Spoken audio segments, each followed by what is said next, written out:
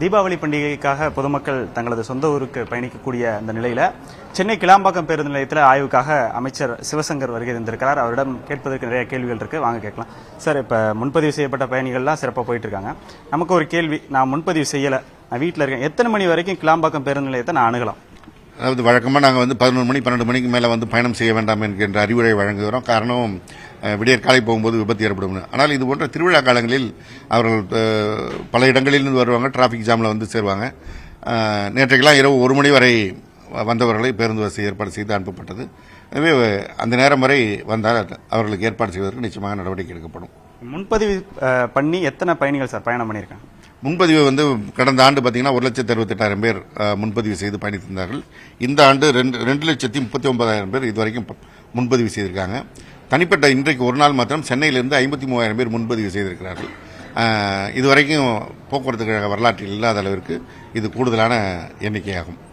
அதேபோல பயணிகளோட கோரிக்கையா இருப்பது கழிவறை வைத்த பேருந்துகள் வேணும், நவீன வசதிகள் வைத்த பேருந்துகள் வேணும் அப்படின்ற கோரிக்கைகள் வைக்கிறாங்க. அதுக்கப்புறம் வால்வோ வேணும் அப்படின்ற மாதிரி கோரிக்கைகள் வைக்கிறாங்க. அவங்களுக்கு நீங்க என்ன சொல்ல வரீங்க? அதாவது முதல்ல அடிப்படை வசதி. கடந்த காலங்களில் அதிமுக ஆட்சியில் கூடுதல் பேருந்துகள் வாங்காமல் போன காரணத்தினால் இன்றைக்கு நாம் அந்த சுமையை சுமக்க வேண்டியிருக்கிறதுனால நம்முடைய மாண்பு முதலமைச்சர் அவர்கள் 11,000 புதிய பேருந்துகள் வாங்குவதற்கு உத்தரவிட்டு படிப்படியாக புதிய பேருந்துகள் வந்து கொண்டிருக்கிறது. 15 ஆண்டுகள் கழிந்த பேருந்துகளை இயக்கக்கூடாது என்று ஒன்றிய அரசு உத்தரவிட்டிருக்கிறது.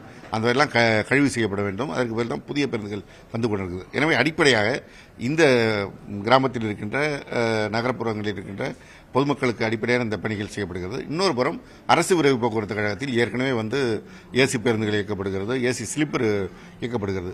இப்பொழுது புதிதாக 20 வால்வோ பேருந்துகள் வாங்குவதற்கு மாண்புமிகு முதலமைச்சர் அவர்கள் உத்தரவிட்டு அதற்கான ஆர்டரும் கொடுக்கப்பட்டு விட்டது. டிசம்பர் வாக்கில் அவை இயக்கத்திற்கு வரும் என்று எதிர்பார்க்கிறோம். இனி படிப்படியாக போக்குவரத்து கழகத்தினுடைய நிலை சீராக்கப்பட்டு கூடுதல் வசதிகள் செய்வதற்கு நடவடிக்கை எடுக்கப்படும். இந்த கிளாம்பாக்கத்தில் வந்தோன்னா அந்த நெட்வொர்க் இஷ்யூ பற்றி கேள்விப்பட்டிருவீங்க. நிறைய பேர் ஜிபே கூட பண்ண முடியாத ஒரு சூழல் இருக்கு. அது என்ன சார் முடிவு பண்ணிருக்கோம்? இல்லை, நான் இது சிஎம்டி கிட்டும் பேசியிருக்கோம்.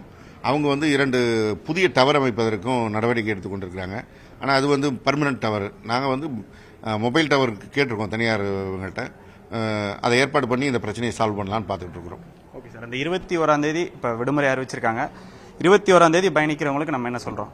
இல்லை, அவங்க ஏற்கனவே முன்பதிவு செய்திருக்கிறவங்களும் பரவாயில்ல, முன்பதிவு செய்யாவிட்டாலும் அன்ரிசர்வ்டு பஸ்ஸஸும் வரப்போகுது. அதனால் எந்த பிரச்சனையும் இல்லாமல் நிச்சயமாக பயணிக்கலாம், எதுவும் சிக்கல் இருக்காது.